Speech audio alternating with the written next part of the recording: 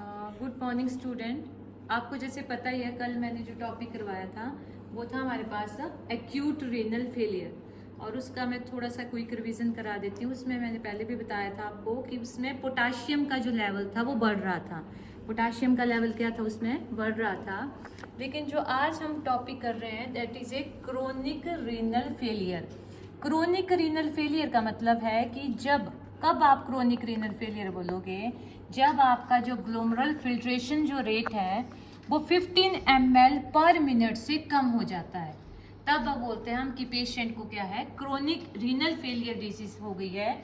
और इसको हम बोल देते हैं दूसरा and stage of kidney diseases. And stage of kidney disease भी इसको ही हम बोलते हैं। तो क्रोनिक रीनल फेलियर में आपने सिर्फ इतना याद रखना है कि जब हमारे पास ग्लोमेरुलर फिल्ट्रेशन जो रेट है वो 15 ml पर मिनट से कम हो रहा है। अब ज़्यादातर इसका लीडिंग कॉज क्या है? लीडिंग कॉज इसका होता है जिसको डायबिटीज़ हुई है या जो पेशेंट हाइपरटेंशन वाला है, जिसका डायबिटीज़ का लेवल बहुत हाई रहता है और काफ़ी टाइम से वो क्रोनिक डायबिटिक का पेशेंट है और साथ में उसको हाइपरटेंशन भी रहती है।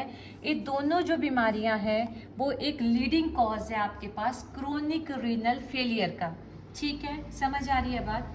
अब इसके बाद हम नेक्स्ट मूव कर रहे हैं कि जब हमारे पास क्रोनिक रीनल फेलियर होता है तो क्या होता है। ठीक है, जैसे कि अभी मैं एक्सप्लेन करने जा रही हूँ। जैसे क्रोनिक रीनल फेलियर हुआ तो इसमें सबसे पहले हमारे पास, मैंने पीछे आपको बताया था, जो हमारा हाइपर कैलेमिया, पोटाशियम का लेवल बढ़ रहा था एक्यूट में।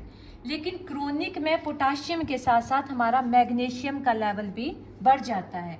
एक इसका की पॉइंट है जो आपने ध्यान में रखना है, जब मैग्नीशियम का लेवल बढ़ गया तो हमारे पास जो रिफ्लेक्सेस होती हैं वो अब्सेंट हो जाती हैं। हमारा जो मेंटल स्टेटस होता है वो जो है थोड़ा सा डिक्रीज हो जाता है, और हार्ट में जो है वो डिसरिदमिया हो जाता है और रेस्पिरेटरी फेलियर होने के चांसेस हो जाते हैं। तो मीन्स ये हमारा पूरा सारांश सिर्फ इसमें इतना भी आप पढ़ोगे आपके लिए सफिशेंट है कि जो क्रोनिक रीनल फेलियर होता है इसमें जीएफआर का रेट जो है वो कम हो रहा है। ठीक है, जीएफआर का रेट क्या हो रहा है आपका, कम हो रहा है, 15 ml से भी कम हो रहा है। अब जब ये होता है तो मीन्स दो फैक्टर हमने बताए जिसका जो लीडिंग कॉज है। एक इसका लीडिंग कॉज होता है डायबिटीज़ और एक इसका लीडिंग कॉज होता है हमारे पास हाइपरटेंशन। दूसरा मैंने आपको पहले भी बताया था कि इसमें अब मैग्नीशियम का लेवल बढ़ रहा है। तो मैग्नीशियम का लेवल जब हमारी बॉडी में बढ़ता है तो सबसे पहले अफेक्ट होती है हमारी रिफ्लेक्सेस, हमारा मेंटल स्टेटस, और यहाँ पे जो पोटाशियम का जो बढ़ रहा था तो हमारा कार्डिक और हमारा रेस्पिरेटरी फेलियर। अब इनसे आपको क्लियर हो जाएगा सिम्टम कि किडनी फेलियर में हमारे सिम्टम क्या है। तो देखो, मैंने आपको पहले भी बोला हाइपर मैग्नीशियम है तो कैल्शियम जो, तो क्या होगा हमारे पास, हमारा मेंटल स्टेटस थोड़ा सा डिस्टर्ब होगा। ये रहेगा ही same, blood urea nitrogen, anaemia हो जाता है। अनीमिया क्यों होता है?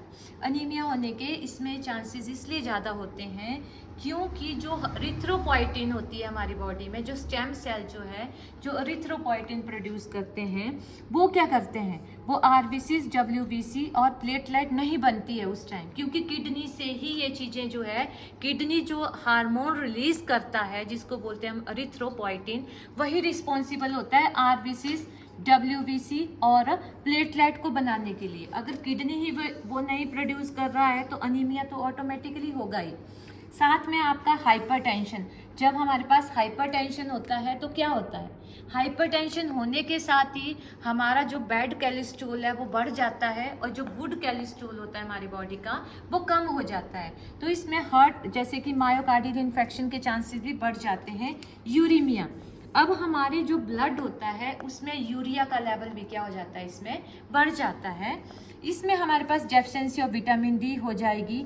यूरिमिक रेड आई, अब इसमें क्या होता है, हमारे पास जो कैल्शियम होता है उसकी डिपोजिशन कम हो जाती है और फॉस्फेट जो होता है हमारा बढ़ जाता है।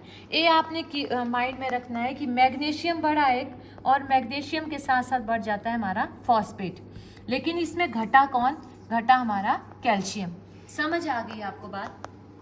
अब इसके बाद है डिक्रीज द वोमेन की जो एस्ट्रोजन प्रोजेस्टेरोन हार्मोन्स होती है उनका भी लेवल क्या हो जाता है, इसमें डिक्रीज हो जाता है। तो जिसके कारण जो वोमेन की जो मेंसेस होती है वो भी इसमें अफेक्ट होती है। क्लियर हो गया क्रोनिक रीनल फेलियर के बारे में। बहुत शॉर्ट में मैंने बताया। एक तो आपने याद रखनी है, इसमें GFR का जो रेट होता है वो 15 ml पर मिनट से कम हो जाता है। और इसमें हमारे पास जो क्या होता है, अगर डायबिटीज़ है, हाइपरटेंशन है, वो इसके चांसेस बढ़ा देते हैं। मैग्नीशियम बढ़ गया, फॉस्फेट बढ़ गया, कैल्शियम घट गया, पोटाशियम भी यहाँ पे बढ़ गया। तो ये चीज़ें अराइज होती हैं और ऑटोमेटिकली इनडायरेक्ट वे से सिम्टम A1 से अराइज हो जाते हैं। ठीक है, जब हमारे पास इनसे सिम्टम अराइज हो जाते हैं, अब आ जाते हैं हम इसकी ट्रीटमेंट पे। मैंने आपको कल भी अपने प्रीवियस लेक्चर में पढ़ाया था कि जो डायलिसिस होती है वो हम ऐसा नहीं है एकदम पेशेंट आया उसकी डायलिसिस करने लगे। अब हमें पता है GFR का रेट जो है वो 15 ml पर मिनट से क्या हो गया, यहाँ कम हो गया है। तो हमें इस केस में क्या करनी पड़ेगी, पेशेंट की डायलिसिस करनी पड़ेगी। अब डायलिसिस में क्या होता है, दो तरह की डायलिसिस होती है। नर्सिंग पॉइंट ऑफ व्यू से आपको सिर्फ थोड़ा सा इसकी डिस्क्रिप्शन पता होनी चाहिए, और एज ए नर्स आपकी क्या रिस्पॉन्सिबिलिटी है डायलाइजर यूनिट में वो आपको पता होना चाहिए। सो सबसे पहला एक आता है हमारे पास हीमोडायलिसिस। हीमोडायलिसिस का मतलब है कि हम जो वेस्ट प्रोडक्ट होते हैं वो ब्लड के थ्रू रिमूव करते हैं हीमोडायलाइजर का यूज़ करके। और पेरिटोनियल डायलिसिस होती है जिसमें पेरिटोनियल कैविटी से हम फिल्टर करते हैं ब्लड को। क्लियर हो गया।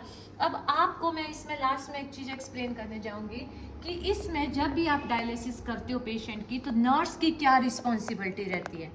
फॉर एग्जाम्पल, पहले आपकी जिम्मेवारी है कि पेशेंट का वेट चेक करना, डायलिसिस जाने से पहले भी और डायलिसिस से आने के बाद भी उसका BP को चेक करना, क्योंकि डायलिसिस के बाद सबसे ज़्यादा पेशेंट को चांसेस होते हैं हाइपोटेंशन में जाने के लिए। ये जो है, जो मैं आपके साथ की पॉइंट डिस्कस कर रही हूँ, ये आपके सभी एंट्रेंस के लिए हैं। एक की पॉइंट है कि डायलिसिस के टाइम नर्स का क्या काम है, सबसे पहले पेशेंट का वेट चेक करना। और जहाँ पे हमने डायलिसिस के लिए, आपको पता ही होगा, AV फिस्टुला हम करते हैं। AV फिस्टुला का मतलब है आर्टरी और जो हमारा वेन्स होते हैं उन दोनों की हम कनेक्शन करके एक फिस्टुला क्रिएट होता है, एक कनेक्शन बनता है, जिससे क्या हो जाता है हमारी बॉडी में जो है ब्लड जो है डायलिसिस के थ्रू ब्लड की सप्लाई जाती है। तो जो AV फिस्टुला होता है उसको हमें चेक करना होता है, वो हमारी जिम्मेवारी है नर्सिस की, कि यहाँ कोई थ्रिल तो नहीं हुआ है या यहाँ कोई ब्रूट तो नहीं है, मीन्स यहाँ पे कोई वाइब्रेशन जैसे साउंड तो नहीं आ रही है, या यहाँ पे कोई और प्रॉब्लम तो नहीं है, यहाँ पे कोई इन्फेक्शंस तो नहीं है, यहाँ पे कोई इरिटेशंस तो नहीं हो रही है। ये एज ए नर्स आपकी जिम्मेवारी होती है ये चेक करना। तो जब भी आप डायलिसिस में हो तो आपको एज ए नर्सिंग रिस्पॉन्सिबिलिटी ये पता होना चाहिए, पेशेंट का वेट चेक करो, पेशेंट का BP करो, और जिस एरिया में आपका फिस्टुला लगा होता है, ठीक है, उसमें आपको ये ध्यान रखना पड़ेगा कि कोई थ्रिल तो नहीं है, कोई ब्रिटिश तो नहीं है, कोई जैसे अनएक्सपेक्टेड साउंड तो नहीं प्रोड्यूस हो रही है, क्योंकि कई बार फ्लूइड होता है वो उसकी बूपिंग जैसी साउंड आती है, वो आपने वहाँ पे चेक करनी होती है। तो ये था आज हमारा topic chronic renal failure. I hope आप लोगों को इसको समझ आया होगा, और इसको मैंने बहुत शॉर्ट में कर दिया है। चाहे आप इसको study exam point of view से पढ़ो, चाहे आप इसको एंट्रेंस के पॉइंट ऑफ व्यू से की वर्ड्स के साथ पढ़ो। Thank you so much.